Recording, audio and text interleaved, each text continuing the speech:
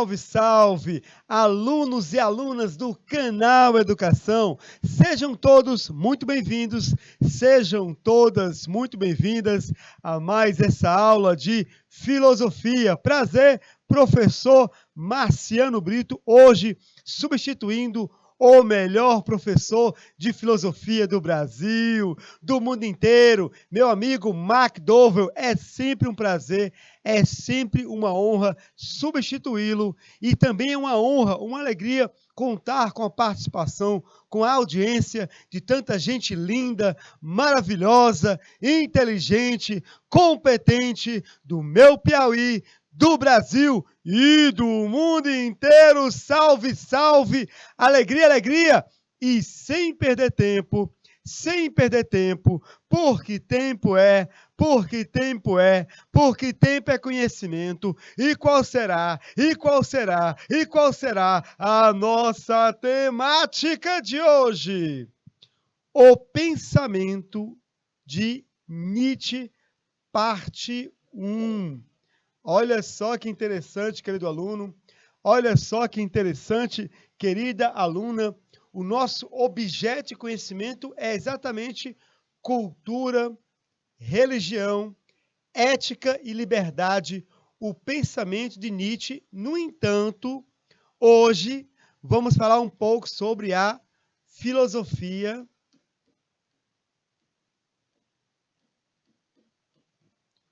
utilitarista, a ética utilitarista, para então adentrarmos no assunto Nietzsche. Objetivos da aula: primeiro objetivo, discutir a relação entre ciência, cultura, religião, ética e liberdade. Segundo objetivo, demonstrar postura reflexiva, olha só, postura reflexiva acerca do mundo ao seu redor e sobre a relação entre o homem e a natureza. Tanto a natureza, o meio ambiente, como o homem e a sua natureza. E relacionar os fundamentos da razão com os princípios da ação humana. Esse terceiro objetivo, em si, ele vai abordar o utilitarismo, porque o utilitarismo aborda a razão, certo? A ética é um exercício da razão. Deixa eu colocar aqui o nome utilitarismo, porque nossa aula começa exatamente com uma reflexão sobre a ética utilitarista, para logo em seguida nós conversarmos sobre Nietzsche. Da teoria à prática, resolução de questões no decorrer da aula. Vem comigo, sem perder tempo. Ética utilitarista. Bom, se é utilitarista, nós vamos conversar sobre o que é útil. E se vamos conversar sobre o que é útil, nós vamos ter uma visão pragmática da vida. O que é isso? Pragmatismo é justamente isso. Pragmatismo é você focar no que é útil. No que não serve, no que viria a ser inútil, nós não focamos. Focamos apenas no que é útil. Nisso se fundamentam os utilitaristas. Temos dois expoentes da ética utilitarista, Jeremy Bentham e John Stuart Mill. Vem comigo, olha só, esse primeiro slide talvez seja o mais importante da aula para nós compreendermos o utilitarismo. Nós vamos destrinchar cada pedaço, né, cada frase desse primeiro slide para entendermos a filosofia utilitarista. Começando, olha só, com a ideia central. Qual é a ideia central do utilitarismo? Olha só, vem comigo. Devemos agir de modo a que da nossa ação resulte a maior felicidade ou bem-estar possível. Perceberam agora por que o nome utilitarismo? Porque a nossa ação, ela tem que ser útil. Em que sentido ela tem que ser útil? tem que ser útil, encaminhando o ser humano à felicidade.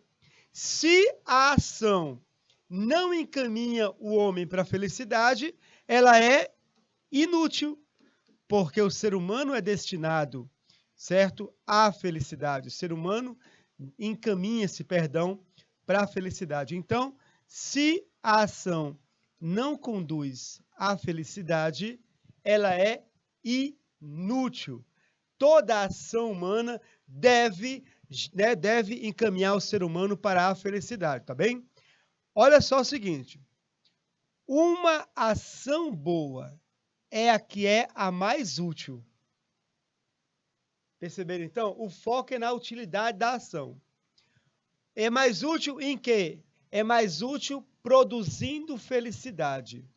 Ou, se não é possível produzir a felicidade, que ela pelo menos, reduza a infelicidade. Então vamos agora reformular essa frase aqui embaixo. Ela agora ficou um pouco mais complexa. Olha só. Utilitarismo. A ação ela deve ser útil, ou seja, servir para provocar a felicidade ou, pelo menos, diminuir a infelicidade. Por isso que é uma visão pragmática da vida, é uma visão utilitarista da vida, útil. A ação tem que ter uma utilidade. Não há no pensamento utilitarista a questão da gratuidade. Não, a ação ela tem que provocar algo e esse algo que deve ser provocado ou é a felicidade ou é a diminuição da infelicidade. Continuando, olha só. Agora eu vou escrever com a caneta. Veja bem, ó. Quando não é possível produzir felicidade ou prazer, quando a nossa ação não é útil o suficiente para produzir felicidade ou prazer, o que devemos fazer?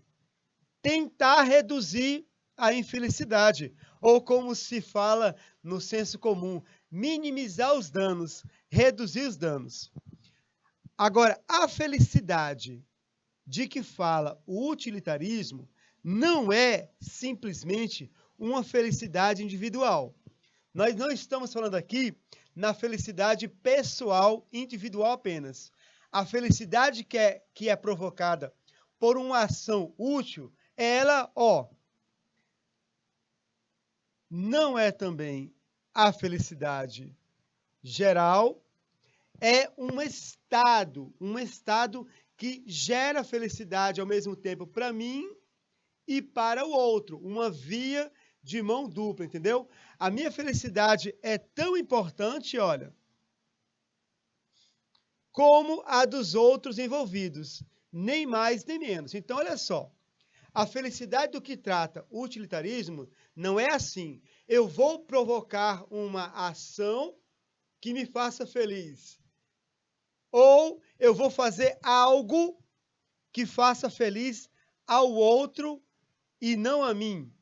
A minha ação ela é útil a partir do momento em que essa ação ela provoca felicidade em mim e também no outro. Percebem? Em mim e no outro. Não apenas em mim ou não apenas no outro. Ela deve provocar uma felicidade em todos os agentes envolvidos. É por isso que uma pessoa que, por exemplo, eu vou fazer só o que eu quero para eu ser feliz. Essa pessoa, se ela faz apenas o que ela quer para ela ser feliz, a sua ação não é uma ação útil sob a ótica do utilitarismo. Ela tem que provocar uma ação que a faça feliz e que faça também os outros felizes. Olha só a complexidade desse pensamento, porque nos leva a pensar sobre nossas escolhas do dia a dia. Quando você faz uma escolha no seu dia a dia, Você leva em consideração apenas você, apenas os outros, ou você pensa no impacto das suas ações nas demais pessoas? Eu vou fazer isso porque é bom para mim, mas se ela for ruim para os outros, moralmente, essa sua ação, ela é discutível. É sobre isso que vai abordar o utilitarismo. E também não apenas a questão da felicidade em si, mas de diminuir a infelicidade. Se eu não posso provocar a felicidade, eu vou pelo menos diminuir esse estado de infelicidade. Vamos agora para a primeira questão, logo assim de saída, a primeira questão que vai abordar o pensamento de Jeremy Bentham. Olha só. A moralidade, vejam bem, algo interessante, antes de continuarmos, é que ao colocar esse pensamento aqui, utilitarista, ele não se apoia em dogmas religiosos. Ele se apoia na razão. A razão vai determinar se a minha ação é útil ou não. Certo? Não é a religião. Não é a religião, não é a doutrina religiosa que vai determinar se uma ação é boa ou não, se ela é útil ou não. O que vai determinar é a minha razão. É um exercício racional. Eu que vou pensar sobre as consequências de minhas ações. Se eu fizer isso, provavelmente vai acontecer isso ou aquilo. Eu devo pensar nas consequências, certo? O filtro religioso, nesse pensamento, ele não serve. Não serve porque o filtro religioso, ele é feito por verdades absolutas. Odiar é pecado, matar é pecado. A lista, ela é fechada. Quando a lista é fechada, não abre espaço para o ser humano pensar. E o convite que o utilitarismo faz é que nós pensemos sobre nossas ações. Vamos lá. A moralidade, Bentham exortava, não é uma questão de agradar a Deus. Olha só, eu não vou ser bom para que Deus fique feliz comigo. Não. A moralidade, ela não necessita do dogma da doutrina religiosa. Muito menos da fidelidade a regras abstratas. A moralidade, olha o que é moralidade para Bentham.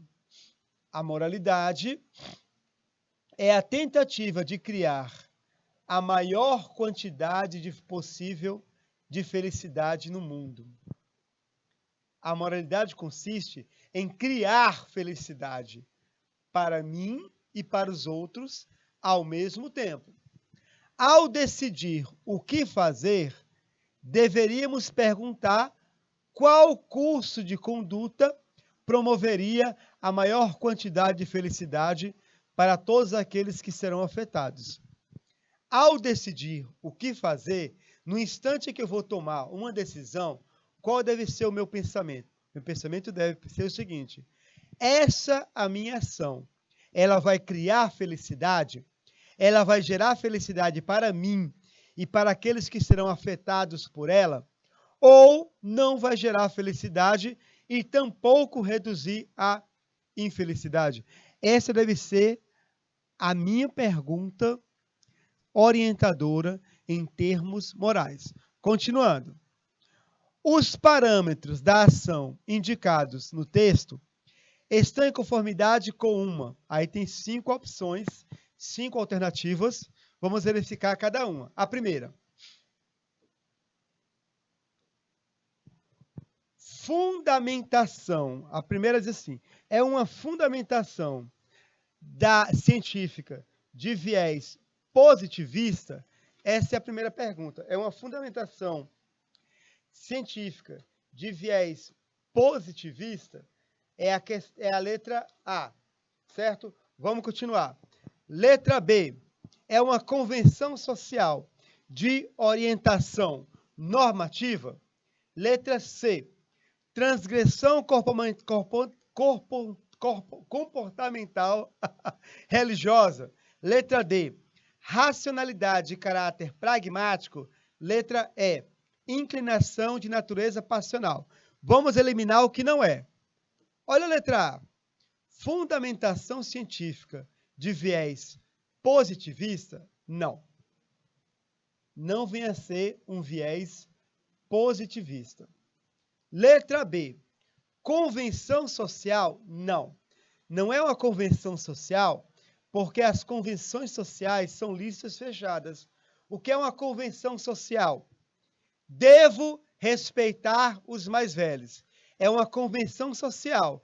Quem não seguir essa orientação, devo, e não respeitar os mais velhos, ele está indo contra uma convenção social. Então, a convenção social é uma lista fechada, é uma sentença fechada, sobre a qual eu não posso pensar. Afinal, o respeito aos mais velhos é em todos os momentos algo de se pensar. Então, não pode ser isso aqui. Não pode ser uma convenção. Vamos lá. Transgressão comportamental religiosa? Não. O caráter religioso, ele é excluído desse pensamento, porque a doutrina religiosa também é uma lista fechada. Matar é pecado. Adulterar é pecado. Cobiçar é pecado. Não respeitar os mais velhos, pai ou mãe, é pecado. Quando eu fecho a sentença e não abro espaço para o pensamento, certo? Isso não entra na viés utilitarista. Letra E. Inclinação de natureza passional? Não. Porque as paixões não são um bom filtro moral. Porque quando eu ajo passionalmente, eu perco a minha razão. E quando eu perco a minha razão e ajo passionalmente, eu posso chegar ao ponto de transgredir alguns deveres morais. Então, a resposta só pode ser, olha só, a letra D. Racionalidade de caráter pragmático. Ou seja, eu vou pensar sobre a minha ação de um modo pragmático. Ela é útil ou não é útil? Eu não vou pensar em termos morais. Deus vai gostar do que eu faço, Deus vai reprovar o que eu faço. Não vou pensar nesses termos, vou pensar na utilidade. Ela vai provocar felicidade ou ela vai provocar infelicidade? Então, a resposta é a letra D. Para você que acertou, aquele 10 com louvor. Maravilha, maravilha. Que coisa linda, que coisa bela. Pode comemorar. Turma, para aquele que é utilitarista, as ações, elas são moralmente corretas ou incorretas, conforme as suas consequências. Perdão. São as consequências das ações que vão demonstrar se elas são corretas ou são incorretas. Se elas promovem, pelo menos imparcialmente, o bem-estar, elas são boas. Só as consequências as tornam boas ou más. Assim sendo, não há para o utilitarista deveres que devam ser respeitados em todas as circunstâncias. Não há deveres morais absolutos. Esse é o problema com relação à religião, porque a religião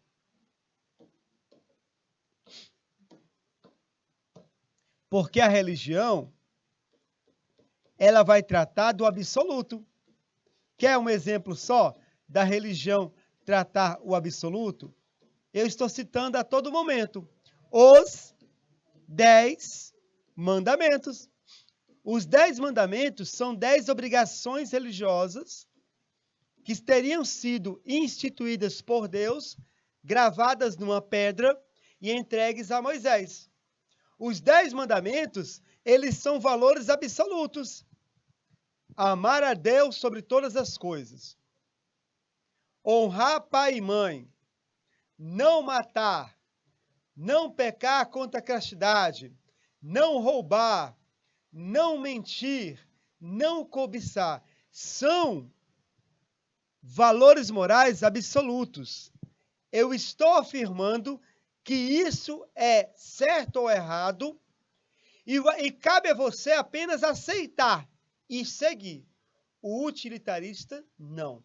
Ele vai dizer que as ações, elas só podem ser consideradas boas ou más conforme as consequências. Quer um exemplo? Eu tenho uma amiga, não vou falar o nome dela. Essa minha amiga, ela é diariamente espancada pelo pai dela. Ela é espancada pelo pai. A última surra que ela levou foram socos no rosto. Ela está com o rosto deformado. A mãe é omissa.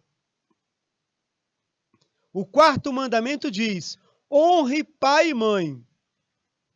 Se eu seguir o quarto mandamento à risca, como absoluto, a minha amiga ela está fadada, condenada a apanhar até o fim da vida.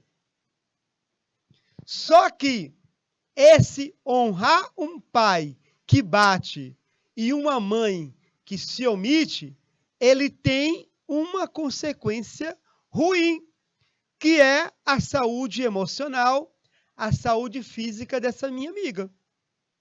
E o clima na casa, o clima na igreja. Então, percebem? O utilitarismo, ele vem alertar sobre isso. Você não pode se apegar a valores absolutos sem um exercício racional desses valores, dessas sentenças no dia a dia.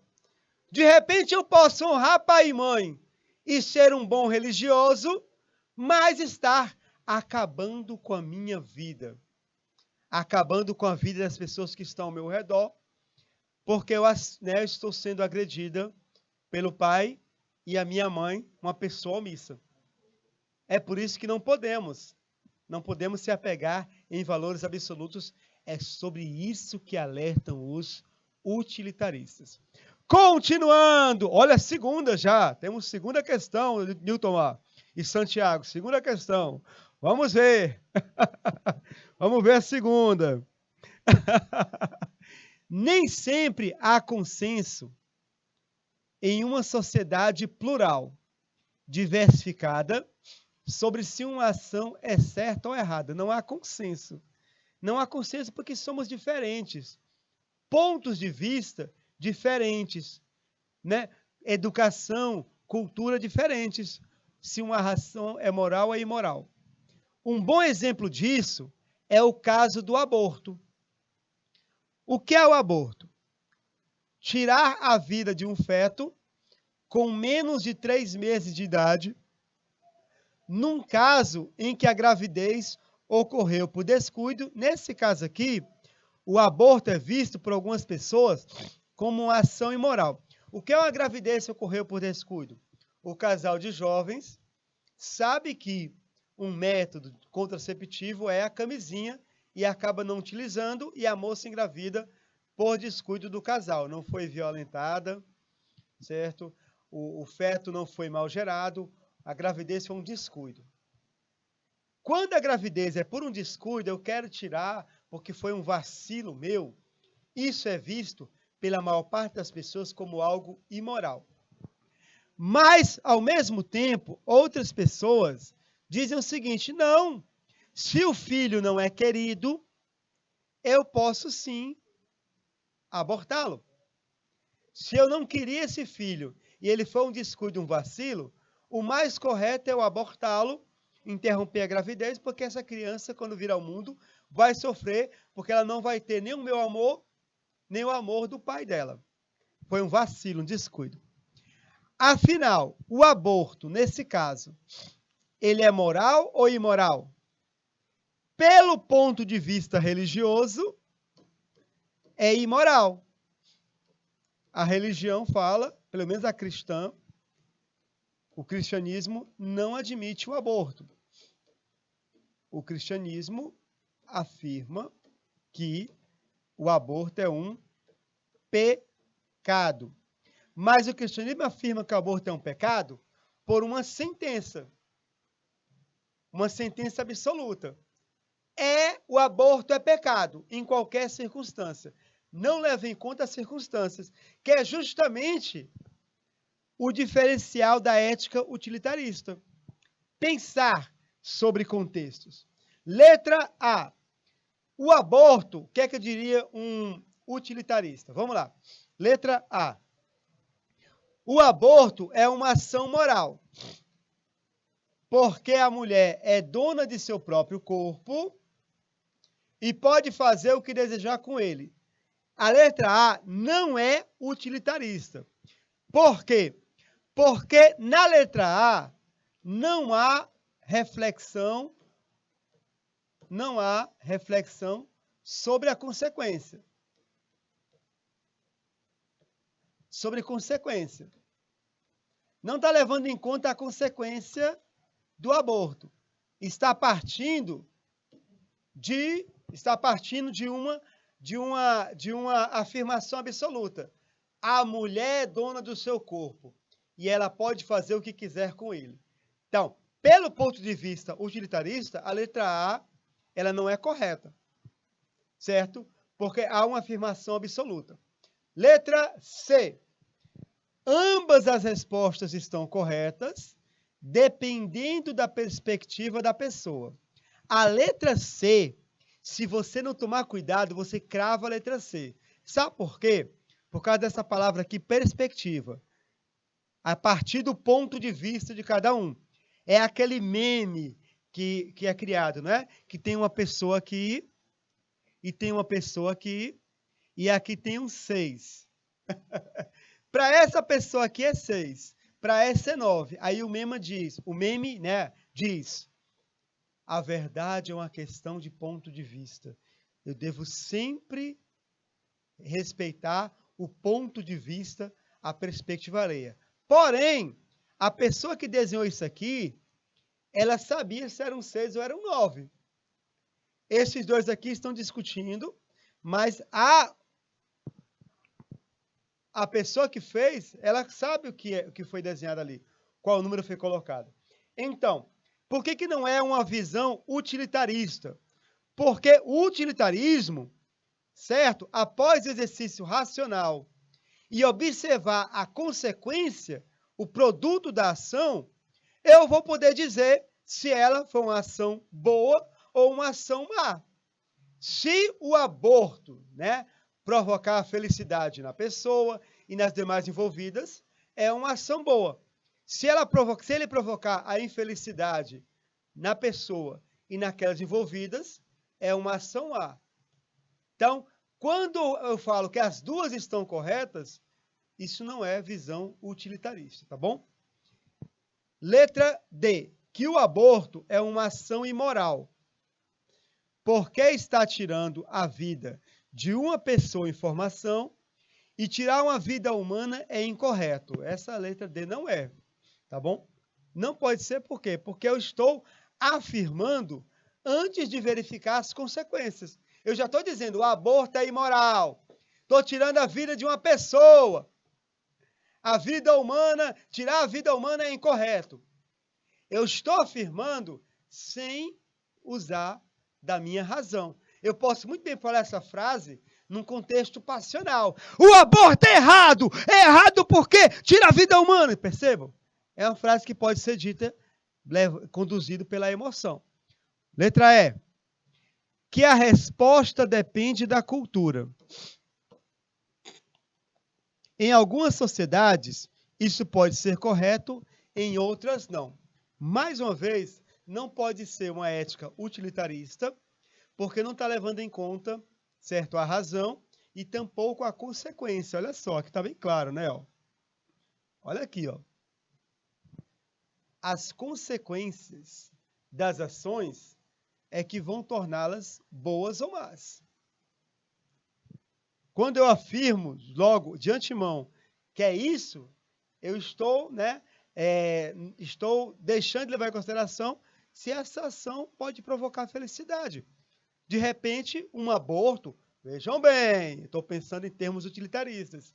De repente, o aborto vai causar felicidade na mãe, no marido, na família ao seu redor. Ela pode provocar e pode se tornar uma ação moral pela ética utilitarista, tá bem? Então, tem que tomar muito cuidado. Por isso que a resposta mais correta é a letra B. Ó. Existe apenas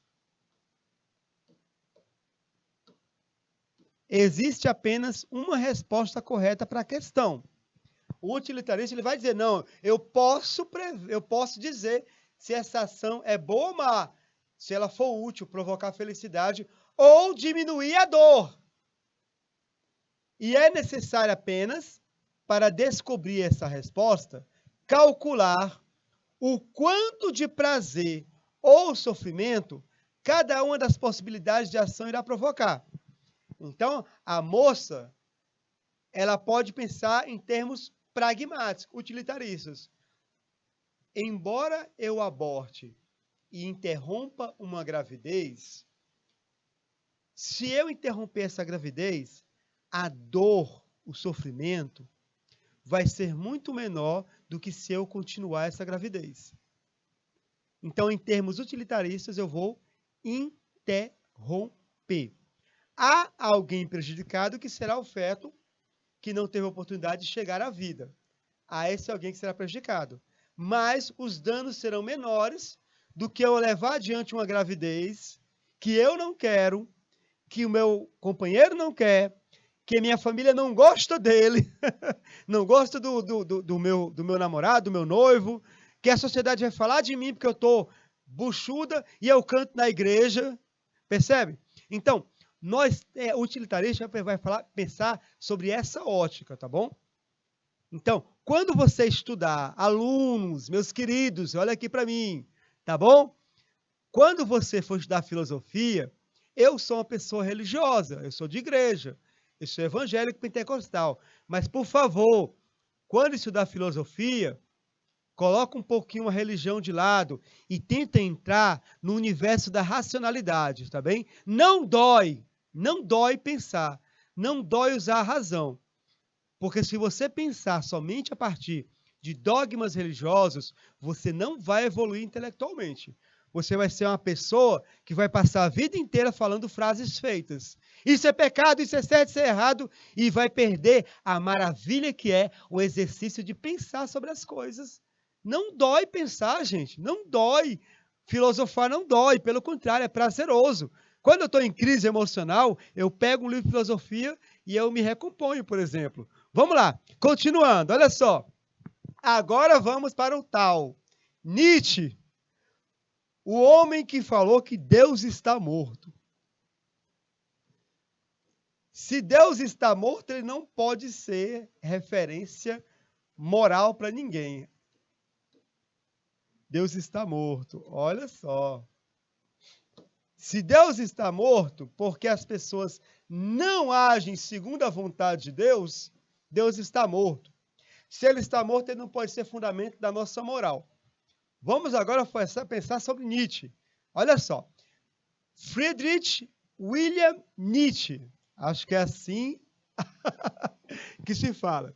Ele nasceu em uma família religiosa, ó, luterana. Luteranos. Em 1844. Filho de Karl Ludwig, seus dois avós eram pastores protestantes. Então, Nietzsche nasceu numa família religiosa. O próprio Nietzsche, ele pensou em seguir a carreira de pastor. Entretanto, ele rejeitou a crença religiosa ainda durante sua adolescência e, a partir do seu contato com a filosofia, ele também afastou-se da carreira teológica. O que é teologia? Teologia é o estudo desse fenômeno Deus na existência humana. Então, ele se opôs tanto à doutrina religiosa quanto ao exercício do pensamento sobre a doutrina religiosa, para se fixar no exercício do pensamento, né, no exercício da razão. Pensar o mundo a partir daqui, ó, da nossa mente. Mesmo ele sendo uma pessoa atormentada durante toda a sua vida. Ele era um aluno brilhante, dotado de uma sólida formação. Olha só, aos 24 anos, ele era professor de uma universidade. Vocês têm ideia do que é uma pessoa aos 24 anos ser professor de uma grande universidade? Nietzsche. Ele faleceu em 1900. Nietzsche ele chegou a abandonar esse emprego. Ele não ficou muito tempo nessa universidade. Ele seguiu a sua vida, ele passou a escrever, e seus escritos eram ignorados. Ele quase podemos afirmar que a fama de Nietzsche é pós-morte. Depois que ele morreu, as pessoas descobriram a riqueza do seu pensamento, até porque seus parentes, eles estavam segurando muito a publicação de suas obras, as publicações. O que não me mata, me fortalece. Não entendi. O que não me mata me dá XP. Ah! Bom, poderíamos passar um bom tempo aqui pensando nessa frase, vamos continuar, né? Porque aqui o XP, imagino que XP aqui é experiência, mas vamos vamos seguir adiante. Bom, turma, eu vou só aqui adiantar aqui, deixa eu ver aqui, peraí. Aqui é a questão, peraí. Eu tenho que vir primeiro para esse, para depois ir para aqui. Ó, turma, o pensamento de Nietzsche, ele pode ser compreendido a partir de 3 características: o pluralismo, o perspectivismo e o experimentalismo. O que é o pensamento pluralista de Nietzsche? Plural, né? Ela diz assim, plural. Plural implica dizer muitos. Ele apresenta uma pluralidade de estilos. Ora ele escreve em termos dissertativos, ora ele escreve em termos panfletários, aforismático, poético. Você não tem como definir a produção bibliográfica de Nietzsche, porque ele passeia por vários estilos. E também de conceitos. Ele vai falar sobre a vontade de potência, a morte de Deus, o além do homem, né? O homem supremo, digamos assim, que é assunto que o McDowell vai com certeza falar com vocês em próximas aulas. E o pensamento dele é também perspectivista, por quê? Porque Nietzsche ele não quer forjar uma doutrina ou sistema acabados, mas adotar múltiplas perspectivas ao abordar um tema. O que isso quer dizer? É aquele meme que eu coloquei agora há pouco, mas de um modo agora mais racional, né? Aqui tem o desenho. Eu vou abordá-lo sob esse ponto de vista, esse aqui, esse aqui, esse aqui. Perceberam, então? Eu vou abordar esse desenho, esse ponto de vista, a partir de várias perspectivas. Então, o pensamento de Nietzsche, ele é pluralista e também é perspectivista. E, além disso, ele é também experimentalista. Ele experimenta, certo? Ele faz experimentos. Quando Nietzsche afirma, por exemplo, Deus está morto, ele está fazendo um experimento sobre a realidade. Como a humanidade viveria, por exemplo, se não houvesse Deus? Seríamos mais felizes? Infelizes? Como seríamos? É o que propõe o Nietzsche. Então vamos lá, seguindo adiante, olha só. Há tantas auroras que não brilharam ainda. Nietzsche também é um iconoclasta. O que é iconoclasta? Né? Ícone, né? É uma imagem. Ele constrói o seu pensamento a marteladas. Como é que uma pessoa faz, né? O que é que um artista faz? Ele pega uma pedra e aí, a partir do uso da marreta, de um instrumento, né? Dessa punção, também esse nome, ele vai esculpindo a obra de arte a marteladas, até ela tomar uma forma, não é? Até tomar uma forma. Assim também é Nietzsche, ele vai dando marteladas. É por isso que as pessoas, às vezes, vão ler Nietzsche e elas ficam com a energia, às vezes, negativa. Porque é muita martelada, é muita pancada, entendeu? É um pensamento muito, muito forte. Por exemplo, é uma crítica radical aos valores ocidentais, à cultura, às religiões, à política, enfim, à sociedade do seu tempo, situando na sua análise o problema da cultura dentro da moralidade. Para Nietzsche, o único critério que se impõe é a vida. Os conceitos de valor e vida estão extremamente ligados. E o que é a vida? É a vontade de potência, que é um tema que o McDowell vai aprofundar com vocês. Mas então, o único critério para Nietzsche é a vida, inclusive para as questões morais. Não são dogmas religiosos, não é a cultura, não são as convenções. É a vida, a pessoa humana. Última pergunta, olha só. Última pergunta, vejam bem. No curta-metragem Meu Amigo Nietzsche, dirigido por Fauston da Silva, o estudante Lucas, personagem principal da trama, experimenta o dilema de não ter um bom desempenho em sua leitura. De acordo com sua professora, caso não se esforce o suficiente, poderá repetir de ano. Sua trajetória de fracasso é interrompida após encontrar por acaso em um lixão um dos livros do famoso filósofo alemão Nietzsche. O livro era Assim Falou Zaratustra. Do mesmo modo que o personagem central da obra, Lucas vive a desconfiança daqueles que estão a seu retorno. Aqui é a palavra-chave. Levando em consideração o curta, bem como os pressupostos da filosofia de Nietzsche e o título do livro, assinale a alternativa que expressa o sentido principal da descoberta de Lucas. Olha só, Lucas, ele vive a desconfiança daqueles que estão em seu entorno. Letra A, questionamento do valor da leitura. Letra B, questionamento dos valores socialmente instituídos. Letra C, a escola e os problemas do ensino-aprendizagem. Letra D, a importância dos valores familiares. Letra E, a relevância de ser conhecido por seus professores e colegas de escola. Turma, como o tempo está reduzido, eu vou logo aqui assinalar a resposta. É a letra B. O questionamento dos valores socialmente instituídos, porque isso aqui é Nietzsche. Questionar tudo aquilo que é instituído, tudo aquilo que é fechado, absoluto. E Lucas também vive essa desconfiança com relação à sociedade, ao que há ao seu entorno. Então a resposta é letra B, para você que acertou aquele 10 com louvor. Maravilha, maravilha, coisa linda, coisa bela. Pode comemorar, querido aluno. E até outra oportunidade. Um abraço carinhoso. Salve, salve e tchau!